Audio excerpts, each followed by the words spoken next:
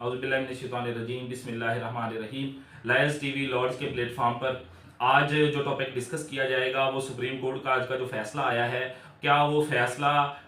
Majority है या वो अक्सरियत जो जजेस की थी उन्होंने उस अज़ खुद नोटिस को जो है वो फारिग कर दिया है, डिसमिस कर दिया है, या क्या वो फैसला बाइंडिंग है और अगर इस पे इंप्लीमेंट इस फैसले पे नहीं होता तो क्या इस पे कंटेम्प्ट ऑफ कोर्ट हो सकती है और क्या इस पे रिव्यू पिटीशन हो सकती है। और जो जजेस पहले इस बेंच से अलहदा हो गए थे और 4 जजेस जो थे वो पहले इस बेंच से अलहदा हो गए थे, क्या उनके जो इख्तलाफी नोट हैं वो भी फैसले की अक्सरियत में काउंट होगा या कि जो 5 जजेस के बेंच ने आज फैसला दिया है उन्हीं की काउंटिंग होगी और उनमें से जितने जजों ने उसके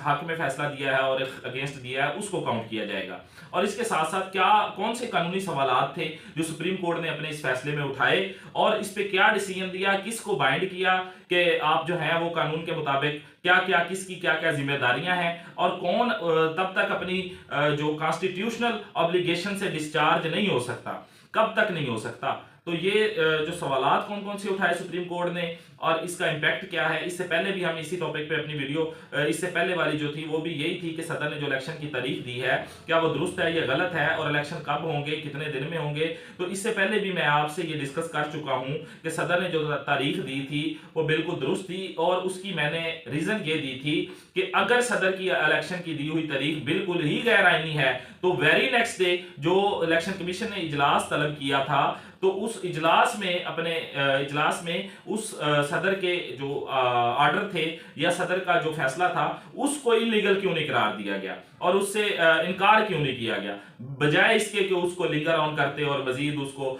सुप्रीम कोर्ट के फैसले पर इनसार करने के लिए अपना मजीद लिंगर ऑन किया उसको। तो ये पहले भी हमारी डिस्कशन हो चुकी थी, उसी हवाले से ये आज सुप्रीम कोर्ट का फैसला आया है। तो मैंने सोचा इसके बारे में भी इबहाम फैलाया जा रहा था कि ये जो सुप्रीम कोर्ट का फैसला है इसमें जो है बहुत सारे जजेस ने इख्तलाफ किया है और कम जजेस ने इसके हक में फैसला दिया है। तो ये तमाम इबहाम दूर करने के लिए मैंने सोचा क्यों ना इस पे आज एक और वीडियो बनाई जाए। जो सवालात उठाए हैं अपने सुप्रीम कोर्ट के जजेस ने उसके साथ साथ सबसे पहला जो फैसले की लाइन थी वो 2/3 के साथ ये फैसला दिया जाता है। इट मीन के जो फैसला है वो 5 जजेस को काउंट किया जाएगा, 5 जजेस जिन्होंने फैसला दिया है उन्हीं के काउंटिंग को काउंट किया जाएगा कि यही 5 जजेस ने फैसला दिया, जिनमें से 3 जजेस ने जो है वो फैसला उसके हक में दिया जो अज खुद नोटिस है और उस पर अपना डिसीजन दे दिया और 2 ने उससे इख्तलाफ किया और अपना इख्तलाफी नोट तहरीर किया। इख्तलाफी नोट उसका तहरीर होता है जो माइनॉरिटी में होता है, जो डिसीजन होता है वो उसका काउंट होता है जो मेजोरिटी में होते हैं। जिन जजेस की राय जो है वो अपनी जुडिशियल जो माइंड अप्लाई करते हैं और उनका सेम माइंड अक्सरियत लोगों का माइंड सेम हो और उसके हक में हो तो वो उसको ये नहीं इख्तलाफी नोट नहीं कहा जाएगा। इख्तलाफी नोट हमेशा माइनॉरिटी को काउंट किया जाता है। जैसा कि आजम नजीर तारड़ साहब ने अपने एक फैसला आने के बाद बयान में कहा कि ये 2 जजेस जो पहले उन्होंने इख्तलाफी नोट लिखा डिसमिस किया इसको और 2 जजेस ने आज इख्तलाफ किया, इसलिए 4 ने इसके खिलाफ फैसला दिया है। तो आजम नजीर तारड़ साहब चूंकि नून लीग की टिकट से और नून लीग के पार्टी की वजह से वहां पे सेनेटर बने और नून लीग की वजह से वो वजीर कानून बने, लेकिन वो कानून के तालिब इल्म इस बात से कम और इकोनॉमिक्स के तालिब इल्म ज्यादा लग रहे थे जब इन्होंने ये बयान दिया, क्योंकि वो सुप्रीम कोर्ट के लायर हैं, मोस्ट सीनियर लायर हैं और उन्होंने अपनी सारी जिंदगी कानून की बालादस्ती और कानून की फील्ड में गुजार दी है। तो कानून की फील्ड का जो बंदा होता है उसको बखूबी के अंदाजा होता है और उन्होंने कोई पहला फैसला सुप्रीम कोर्ट का नहीं पढ़ा था कि वो कोई इबहाम था उनके माइंड में कि ये फैसला जो है वो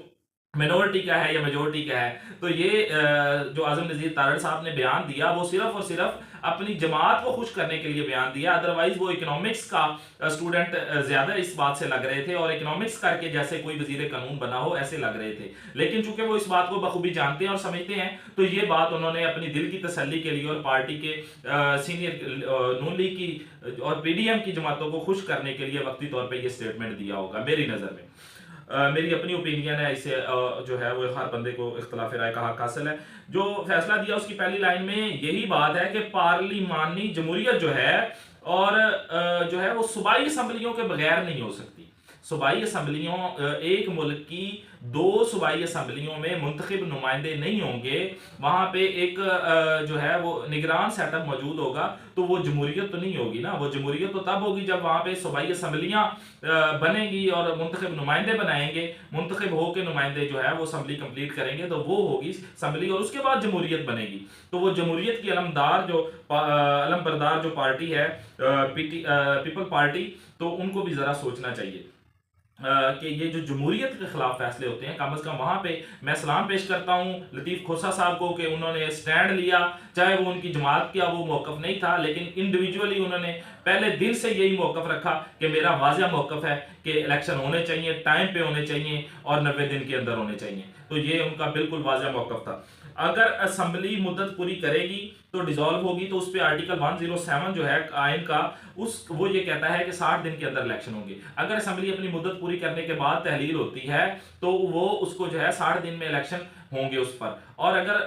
अपनी मुद्दत पूरी करने से पहले उस पर जो है वो तहलील हो जाती है असम्बली, तो कोई भी वो चीफ मिनिस्टर की एडवाइस पर अगर असम्बली तहलील होती है तो वो असम्बली में 90 दिन के इलेक्शन करवाने लाजमी होंगे। इसको आर्टिकल 112 जो है वो डील करता है। और इसका जो आगे टाइम पीरियड है वो 224 1 और 2 जो है सब सेक्शन 1 और 2 224 आर्टिकल के आगे इसका टाइम पीरियड देते हैं कि कितने दिन में होने चाहिए। पंजाब की जो असम्बली है वो 14 को और केपीके की 18/1 को तहलील हुई, और जो पंजाब की असम्बली की जो चीफ मिनिस्टर ने एडवाइस भेजी उस पर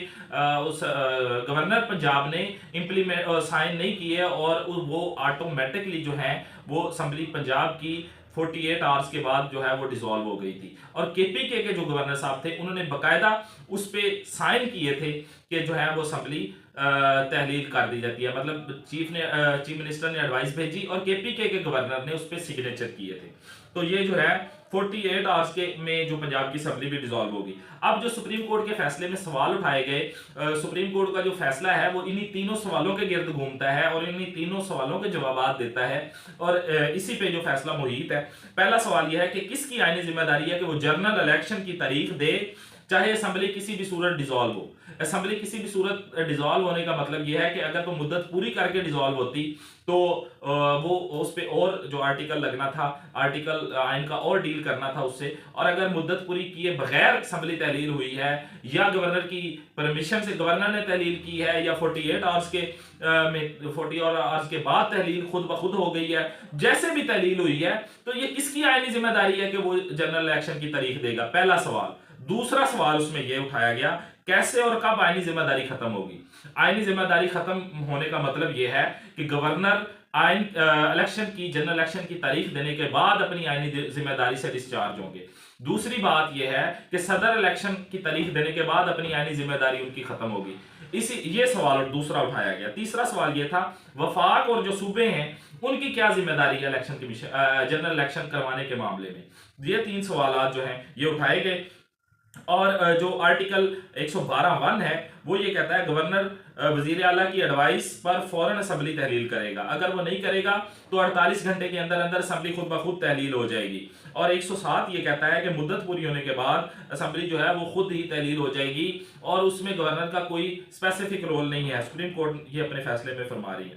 105(3)A ये कहता है जहां गवर्नर तहलील करेगा वही तारीख देगा। जहां पे गवर्नर असम्बली तहलील करेगा वो वही तारीख देगा, उसकी असम्बली की तारीख उसी की जिम्मेदारी है गवर्नर की।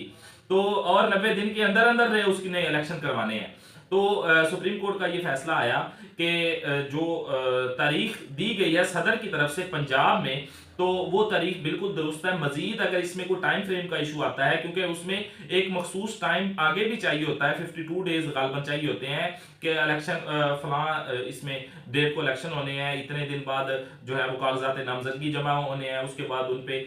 डिसीजन होना है अहल और नाहल का, उसके बाद उस पर अपीलें होनी है, उसके बाद उनका फैसला होना है, उसके बाद फिर फलां डेट को पोलिंग होनी है। और ये तरीकाकार जो है टाइम फ्रेम है। अगर उसमें टाइम फ्रेम में कुछ फर्क है, सदर ने जो तारीख दी है वो बिल्कुल दुरुस्त दी है। जहां पे गवर्नर अपनी आईनी जिम्मेदारी नहीं पूरी की गवर्नर ने, वहां पे अगर सदर ने जिम्मेदारी पूरी की है तो वो बिल्कुल दुरुस्त की है। मजीद अगर कंसल्टेशन करना चाहे तो वो इलेक्शन कमीशन और सदर अपनी कंसल्टेशन करने के बाद इलेक्शन की तारीख दे सकते हैं। तो ये हो गया जी पहला, पंजाब की हद तक सुप्रीम कोर्ट का ये फैसला आया। दूसरा जो केपीके का था वो ये था कि केपीके के गवर्नर ने चूंकि खुद साइन किए हैं और यही बात सदर के जो वकील थे उन्होंने अदालत में भी आके बताई कि गवर्नर साहब जो है वो अपना इलेक्शन की तारीख देना चाह रहे हैं और हमने जो सदर साहब ने जो ऑर्डर किया है वो हम अपनी एडवाइस या जो ऑर्डर है वो वापस लेना चाह रहे हैं केपीके की हद तक। तो यही कोर्ट ने अपने डिसीजन में भी लिखा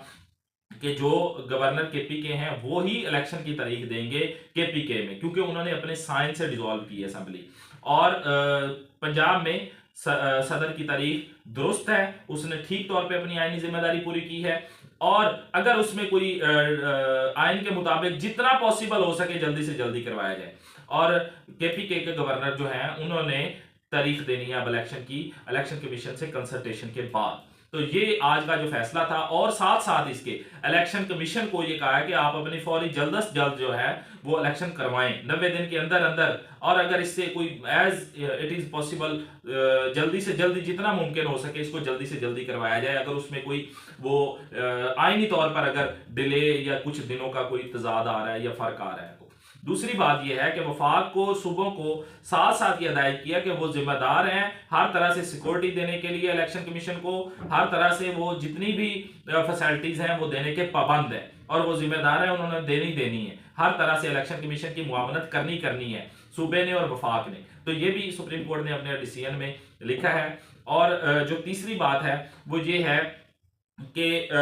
जो सुप्रीम कोर्ट ने अपना डिसीजन दिया है वो बिल्कुल बाइंडिंग है। अगर इस पे कोई इम्प्लीमेंट नहीं करता या इसको लिंगर ऑन करने की कोशिश करता है तो उस पर कंटेम्प्ट ऑफ कोर्ट लगेगी और वो आइन की खिलाफ वर्जी करेगा। जैसा कि सुप्रीम कोर्ट ने अपने फैसले में कहा कि गवर्नर केपी ने आइन से नाराफ किया है, आइन की खिलाफ वर्जी की है। तो इसी तरह अगर कोई बंदा अब सुप्रीम कोर्ट के फैसले को नहीं मानेगा तो वो सुप्रीम कोर्ट की कंटेम्प्ट ऑफ कोर्ट भी करेगा और आइन की खिलाफ वर्जी भी करेगा। तो ये आज की जो वीडियो थी ये इलेक्शन के हवाले से है। हर तरह से इलेक्शन होने ही होने हैं, 90 रोज से ज्यादा कुछ दिन हो सकते हैं, चूंकि ये कोर्ट में मामला था, कोर्ट की वजह से कुछ डिले आया इसमें। और अगर इसमें कोई वो जो 52 डेज का अगर गैप उसमें नहीं प्रॉपर फिल होता तो फिर कुछ ना कुछ दिन 5-7 दिन 10 दिन आगे पीछे हो सकते हैं, इससे ज्यादा इलेक्शन डिले नहीं हो सकते। अब हर सूरत इलेक्शन होंगे और इस पे जो है गवर्नमेंट वफाक की और पंजाब की और केपीके की तीनों गवर्नमेंट की जिम्मेदारी है कि वो इलेक्शन कमीशन की मुआवनत करेगा। ये सुप्रीम कोर्ट का फैसला है। तो आज के लिए इतना ही, मिलते हैं एक नेक्स्ट लीगल नॉलेज की वीडियो के